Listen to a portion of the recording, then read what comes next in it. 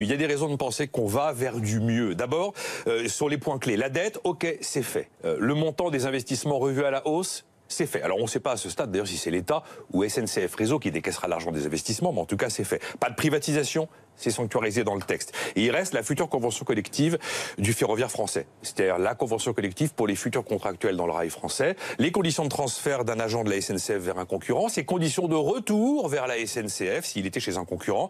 Et puis après il y a le débat au Sénat. Le débat au Sénat débute demain. Il va valider des demandes qui avaient été formulées par la CFDT et l'UNSA sous forme d'amendement. Nicolas, il y a une question très importante. Est-ce que cette grève va se prolonger jusqu'aux vacances d'été? Probablement pas. Et là où vendredi a été une journée importante, c'est que ça a fait exploser l'unité syndicale. Alors ok, c'est vrai que chez les roulants, ceux qui font la grève, principalement les conducteurs et les contrôleurs, sont principalement dans des centrales qui sont toujours grévistes aujourd'hui.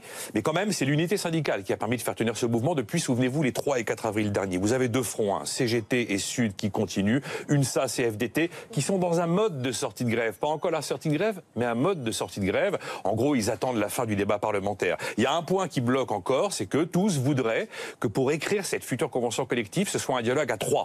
C'est-à-dire syndicats, patronat, l'Union des transports publics et l'État. En théorie, l'État n'a pas son mot à dire dans cette histoire-là.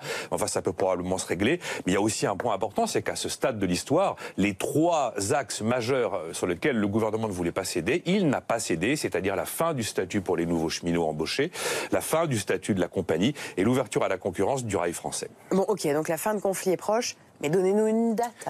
Alors, il y a 2 dates à attendre. D'abord, le vote solennel du Sénat le 5 juin et le congrès de la CFDT du 4 au 8 juin à Rennes. À ces 2 dates, CGT et Sud seront très certainement seuls à continuer le conflit. Donc, on peut imaginer qu'une sortie de grève est possible les 5 ou 6 juin prochains, c'est-à-dire juste avant la 14e séquence de grève.